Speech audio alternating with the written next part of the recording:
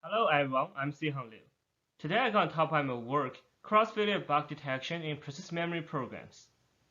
This work is in collaboration among University of Virginia, University of Michigan, Penn State, and VMware Research.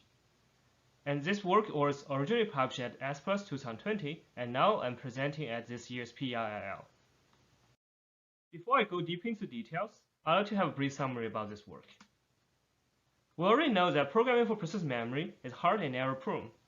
This is the reason why we have so much programming support from hardware transactions to software transactions or optimized file system for persistent memory to help us make persistent memory program much easier and correct. We identified that previous work has been focusing on the correctness stage before failure by providing detection tools, for example. However, in this work, we found that crouch consistency actually relies on the stage both before and after failure. And there's an interaction across the two stages. For example, the post-failure stage, the stage after failure, may need to read from some log to perform the rollback, or read from a checkpoint to overwrite the existing incomplete updates. And those interactions, if they are incorrect, then the recovery is not done properly. So in this work, we define the cross-failure interactions between the two stages, and we further provide a testing tool called XFDetector that holistically tests both stages of cross-failure to make sure the programs are correct end-to-end. First, I'd like to talk about the background about persistent memory. Persistent memory features high performance, large addressability, and data persistence. An example is Intel's recent released DC persistent memory module, which has been widely available these days. For example, the server on my back is running persistent memory. Persistent memory has the feature from both the conventional DRAM and the conventional storage technology, which is high performance by addressability and the persistence and high capacity. Persistent memory features better performance, not just because it is a faster device than the conventional storage due to the more advanced Optane technology, but also because persistent memory allows the program to bypass operating system interactions by directly accessing the data stored on persistent memory. For example, using the DAC support. Because of the absence of the file system, persistent memory needs to ensure the crouch consistency of the persistent data, which I'll talk about later. The program in this way can recover to a consistent state even if there's a failure. And in summary, the direct access to persistent memory benefits the performance but makes the programming for this device much harder. Now let's move on to the system integration of persistent memory. Conventionally, the software accesses the file system for the persistent data stored on the disk, for example, and the file system maintains the crouch consistency mechanism to guarantee the program can recover in case of failure. Okay, now we have persistent memory. Then it seems like file system is unnecessary because the persistent memory provides the opportunity of direct access data, right? But the downside is the program itself needs to guarantee crouch consistency by embedding the previous mechanism in the file system. To make sure it is possible to ensure the crouch consistency, there has been support for crouch consistency that covering two fundamental guarantees. The first guarantee is durability. That is, by some way, the write can become persistent in memory on demand. So here is an example where the CPU together with the cache are volatile and the memory is persistent. In order for the updated cache line that's showing in orange to become persistent, there must be a way to write back the data and guarantee its persistence, then the program can move forward. And another fundamental guarantee is ordering. That is, one write can become persistent in memory before another write. So in the same example, we have one cache line being written back to memory, and once it's guaranteed to be persisted, the software can issue another cache line and write it back. To make sure we can make the programming possible, there have been hardware support providing low-level primitives for crouch consistency. So Intel has introduced new instructions to x86. By using a combination of CLW and SFENS, the persistent data can be first written back by the CLW, and the SFENS guarantee the CLW's completion, so that data is guaranteed to be persisted after these two instructions issued.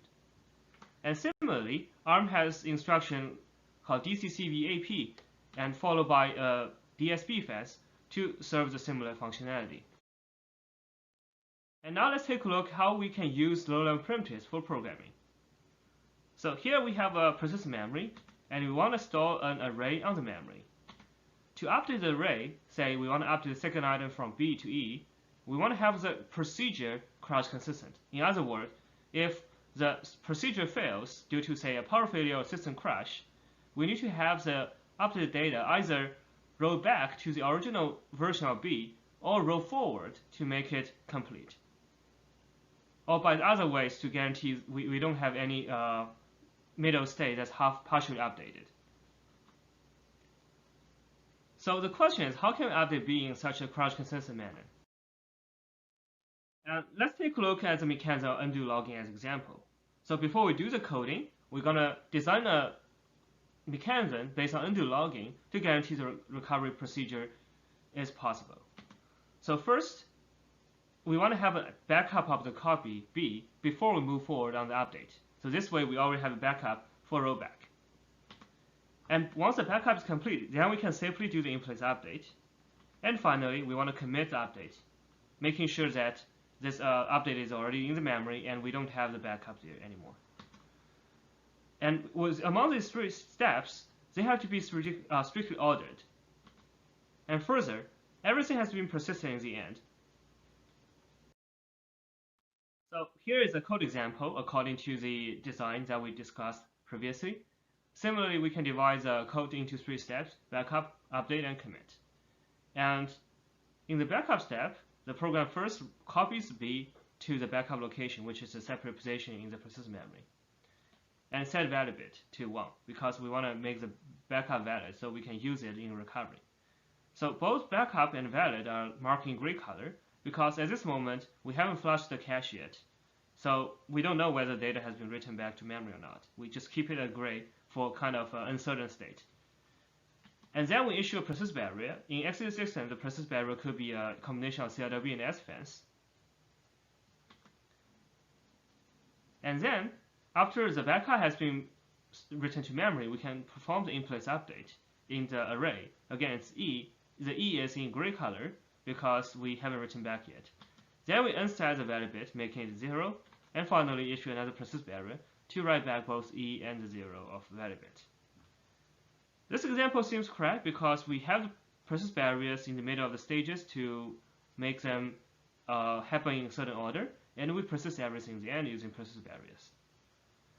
But what if there's a failure? Because of the writes can reorder due to the memory hierarchy, there's no guarantee that backup will be written to memory before the valid equals to 1. So in case of reordering, we could have a backup become not persisted, but a valid bit already persisted due to the reordering.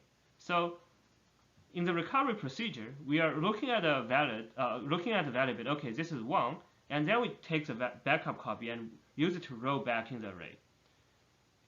And in this case, we're just writing potentially garbage data to the array, which is incorrect.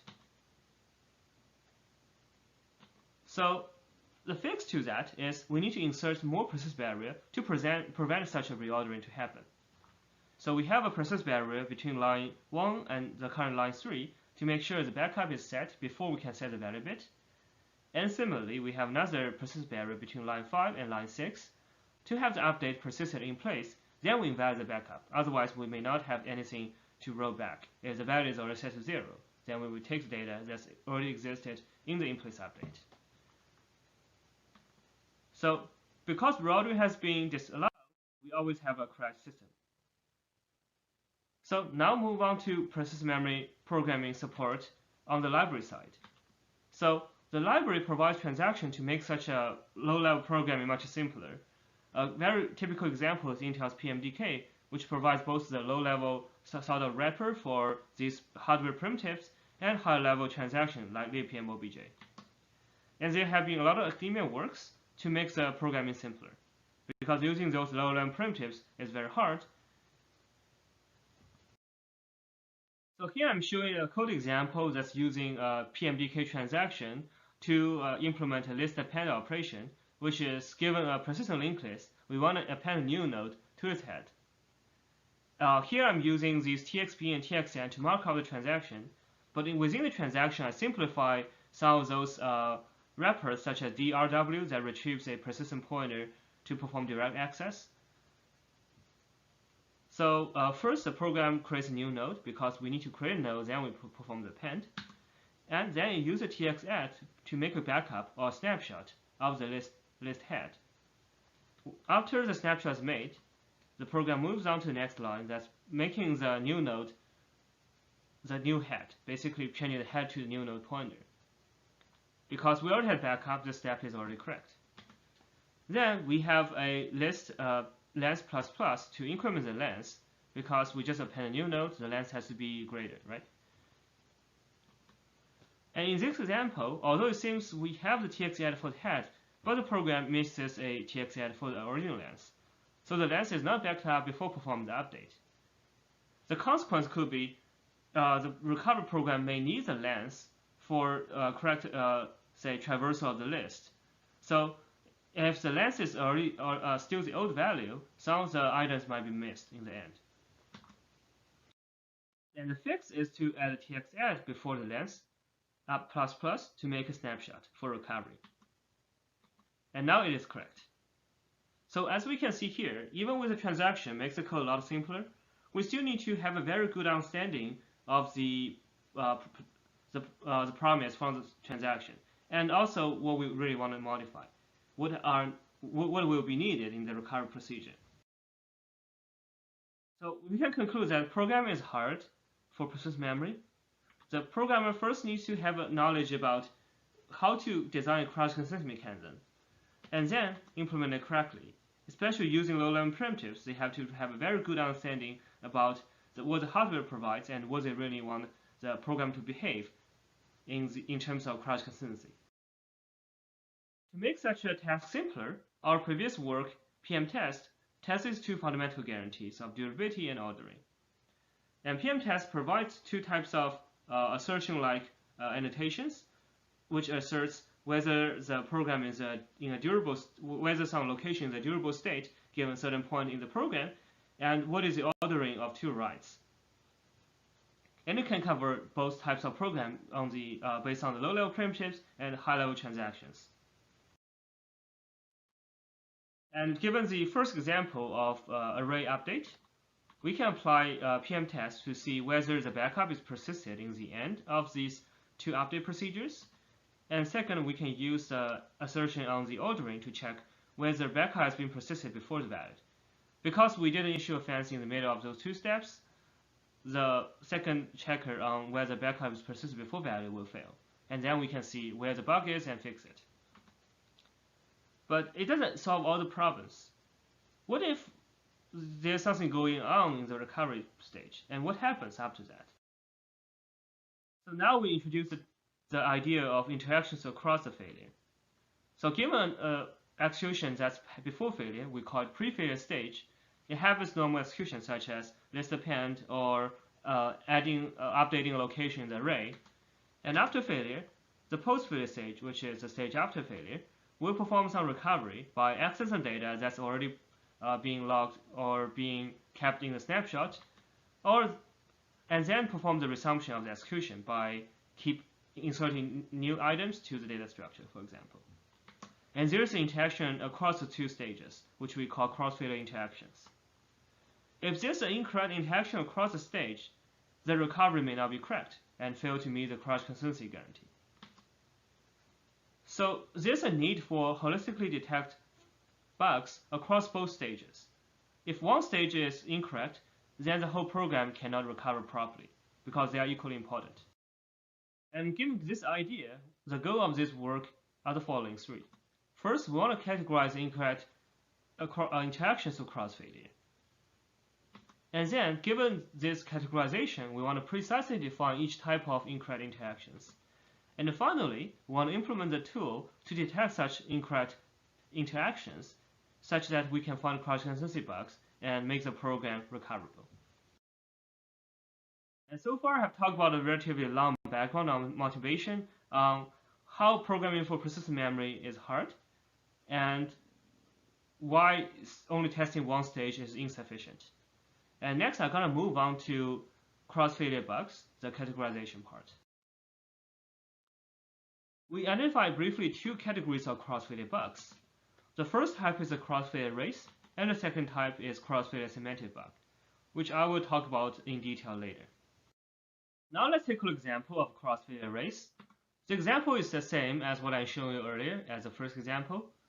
The program first makes a backup of the persistent array, and then it sets the value bit of the backup. If there's a failure, then the post-failure program needs to read from the backup, which may not be actually written back, if the value is already set to 1 in the memory.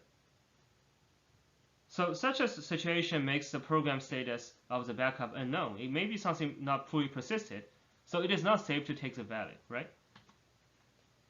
And such uncertainty makes us have an idea of making an analogy between the persistent domain and concurrency.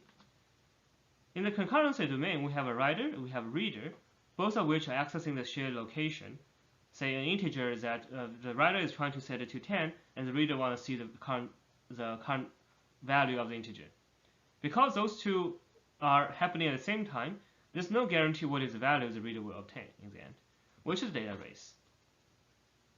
So back to the persistent domain, because of the similarity, we call pre-failure a writer and post-failure a reader, because the pre-failure is trying to update some location, and the post-failure is trying to read from that location for certain recovery, for example.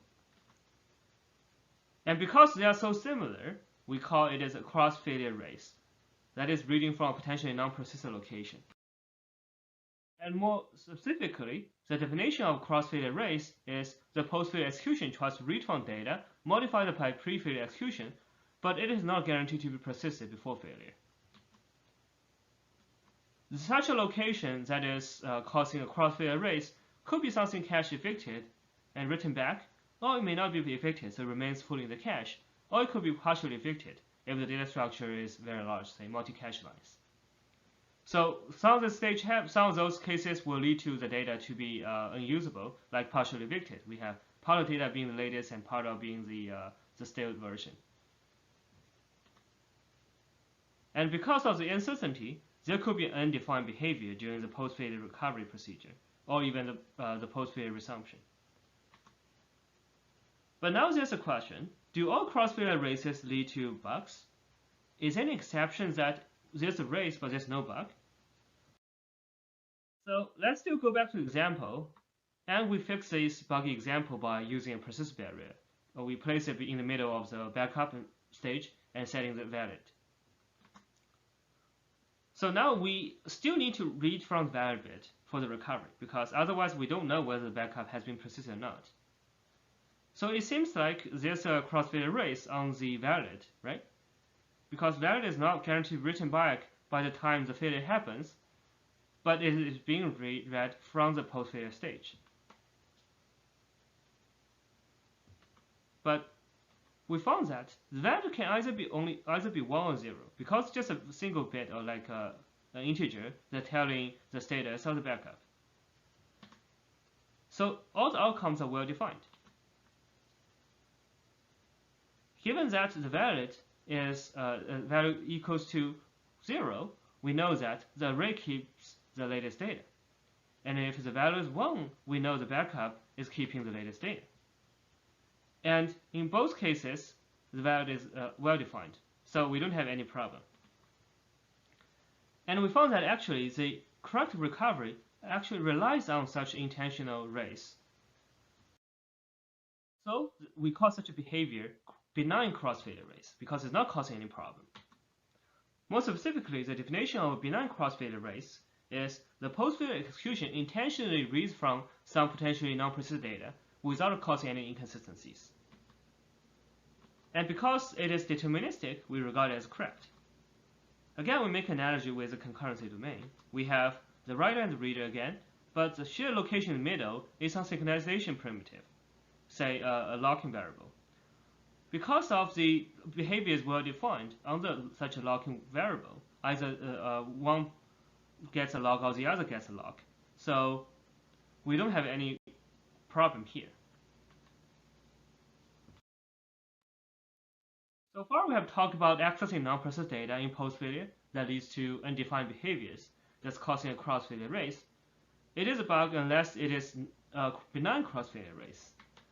Then how about we access our inconsistent data that is regarded as inconsistent by the program but may already become something persisted, not leading to a cross-failure race? Then what kind of situation would that happen? So before we talk about the debugging part, let's take a look at the data consistency in persistent memory programs. Persistent memory programming typically follows crouch consistency mechanisms. For example, undo logging that we used in the first example, or redo logging, which is used by internal PMDK, for example. And also there are other things such as checkpointing, shadow paging, etc. And most mechanisms maintain two versions of data. One version is regarded as consistent, and the other version is regarded as inconsistent because it is under update. And versioning is managed by a commit variable, such as a value bit in the undo log based array update. So depending on which version the commit variable is pointing to, we will use that version as a consistent copy for recovery. But if the commit variable is pointing to a version that is already known to be inconsistent by the program semantic, then a cross-failure semantic bug occurs. The inconsistent copy could be, say, a stale undo log, where the update is already done, but we still trying to access the log, or some old checkpoint that is not supposed to be used for recovery. We're supposed to use the latest checkpoint by program semantics, for example. And now we have examples that's showing cross-failure semantic bug. We have the version of the first example, but with persist barriers inserted in the 3 stages to make sure it's correct. But the program makes a mistake that setting the value bit to the wrong value. So in the first part, it's supposed to be setting to 1 because the backup is a valid copy, but it sets to 0. And same thing happens in the invalidation of the backup, which is setting to 1 instead. So first stage, the program still makes the backup and make it persisted, and then performs the update in the location of the array. And in the commit stage, the program tries to invalidate the backup by setting the value bit. After failure, the post-failure needs to check the value bit and apply the backup if the valid is already set to 1. In this scenario, valid is set to 1, right, but the copy is not the backup copy is stale, so you're not supposed to read such a backup, which is causing a cross-failure semantic bug. So a cross-failure semantic bug, in summary, is read from a semantically inconsistent location. More specifically, a cross-failure semantic bug is the post-failure execution tries to read from data updated during the pre-failure execution that are semantically inconsistent according to the program logic. And cross-failure semantic bug, because it's not a cross-failure race, all the outcomes are incorrect. So it is deterministically incorrect. So in summary, we have to identify 2 types of cross-failure bugs, cross-failure race and cross-failure semantic bugs. And inconsistencies are due to the incorrect interactions of cross-failure. The pre-failure stage, if it doesn't implement a correct mechanism, or the post-failure stage, which doesn't properly restore the status, can lead to the program to be buggy and not recoverable. And here's a Venn diagram showing such categorization. We have the left red circle showing cross-failure race, and we eliminate the part that's a benign cross-failure race, which is the correct behavior. And the other side, we have a cross-failure semantic bug, and both of them can overlap because there could be something that's not guaranteed to be written back and also regarded as not a consistent copy by the program logic. So something can be both a cross-failure race and a cross-failure semantic bug. And now let's move on to the detection of based on XFDetector. The cross-failure detector detects incorrect interactions of cross-failure for cross-consistency bugs. So it could be some incorrect interactions from the recovery procedure to the normal execution in the pre-failure, say reading from a stale copy as the recovery, or it could be the resumption of the program execution. Say the program tries to keep updating linked list, but because it has to access some value that is not guaranteed to be consistent, then it is also triggering a cross-failure bug. So Now I'm comparing the cross-failure detector with previous works, which only testing pre-failure bugs alone. And because we're covering both stages, cross-failure detector has better capability in detection as compared to previous works. Because cross-failure detection relies on the failure that's triggering the pre-failure stage and post-failure stage, we need to inject a failure to the program. So given the code from the first example, the question is, where do we place the failure? One naive solution is to randomly place the failure to whenever the random number tells. But the problem is there could be some code region that is buggy but not captured by the failure. So there's no post-failure execution to trigger the cross-failure bug. Another way is to inject the failure at every single position, but this can be extremely slow. And think about the program can potentially have writes reorder because of the memory hierarchy. Then there could be almost infinite number of possibilities where the failure could happen. Then there's no way we can really detect the bug within a reasonable amount of time. So our solution is to smartly inject failure only before each ordering point, such as the persist barrier. The insight behind that is we know data will become potentially consistent after persist barrier. Say we write back some piece of data after the persist barrier, but not the other way around.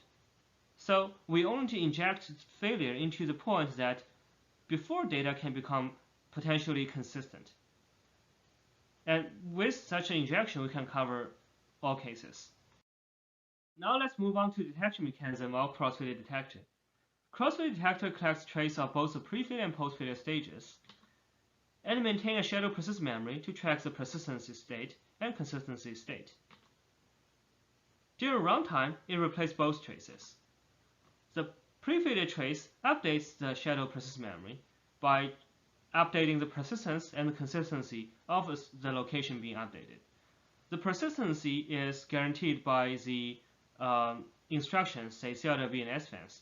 So we can, by replacing those instructions, we can update the state. And the consistency state is defined by the program semantics. So when testing those low-level programs based on the low-level primitives from the hardware, the program has to provide some annotation for locations such as the commit variables. And for details about annotation, please take a look at our paper. And in the post-failure stage, the program checks those corresponding state of the address, see whether it is a persistent location or it is a consistent location. And now let's summarize the detection with a workflow. First, the program needs to provide annotation. For those transaction workloads, we don't have to annotate the commit variable, but instead only provide a region of interest surrounding the part that we want to test. And then, cross-failure detector automatically injects failure to the points that we consider are important, basically right before the ordering points, like a persist barrier. And then at runtime, the cross-failure detector performs tracing, having the pre-failure trace and post-failure trace for both of the failure points in the example. And then it detects the bug by replaying the trace and see whether there's any incorrect cross-failure interactions. And the first two stages are performed offline, and the last two stages are performed at runtime. And now let's take a look at the evaluation of performance and capability of detection. The methodology of the evaluation is as follows. We have a platform using Intel's latest Cascade Lake and DC persistent memory. We use Intel's pin tool to trace the pre-failure and post-failure traces for detection. And the test program includes the micro benchmarks from Intel's PMDK library, and also two real-world databases, Redis and Memcached, which are also based on PMDK. I'm now showing the original lines of code in these workloads, and then the annotation on the right-hand side. As you can see, the annotation is a very small fraction as compared to the original code, meaning that it is very efficient in terms of detection. Programs don't need to do a lot of work, and they don't have to really understand the program semantics, given that the program is already based on a transaction. But for these low-level based workloads, they still need to have an idea of what is a commit variable. Now I'm showing the detection performance of cross-failure detector of testing one transaction. The y-axis is showing the execution time in seconds. Each of the bar is divided into two parts, the post-failure part and the pre-failure part. As you can see, pre-failure is taking only a small fraction of time, but the post-failure taking the majority of time. The reason for that is because the pre-failure execution only needs to happen once. But for every single failure point within the pre-failure stage, the post-failure needs to be triggered. So the accumulated post-failure execution time is taking the majority. And we are now normalizing the execution time of XFDetector over the pure pin2. As you can see, it's not taking a lot of time, considering that the post-failure needs to be happened repeatedly. So we can conclude that cross-failure detector is very efficient at detection. So given a faster tracking method in the future, we can make the detection performance a lot better. And then let's take a look at the performance of testing multiple transactions. The y-axis is showing the execution time still in seconds, and the x-axis is showing the transaction number. As you can see, the execution time grows linearly with the number of transactions. The reason for that is because the program does not need to do extra work given that there are more transactions in most of the cases. Because, say, the program typically employs a very efficient mechanism, say, only roll back the last incomplete transaction instead of all the previous transactions. And finally, we evaluate the detection capability. We validate with sensitive bugs into those macro benchmarks.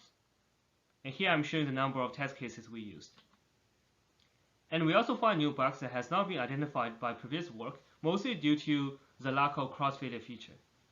We have 2 new bugs in HashMap Atomic, and 1 bug in Redis, and another bug in the PMOBJ library. And this is the first example that I'm showcasing now. It's a bug in HashMap Atomic. In the creation function, the program tries to initialize metadata, such as hash functions. But because those updates to the hash functions are not wrapped up in a transaction, if there's a failure, the recovery program might be reading from some garbage data of the hash function.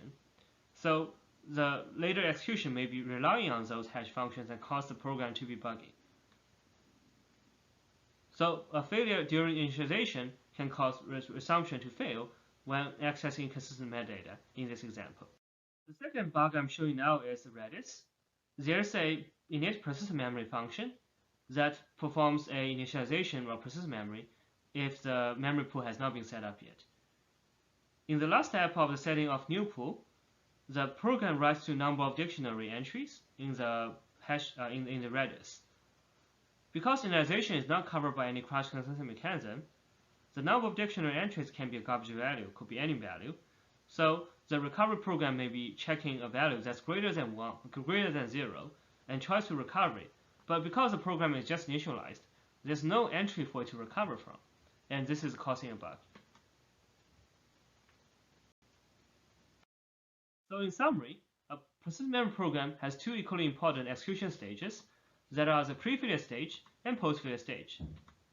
This work defines the 2 categories of bugs across the failure: cross-failure race, unless it is benign, and cross-failure semantic bug. And we provide cross-failure detectors that holistically test both stages.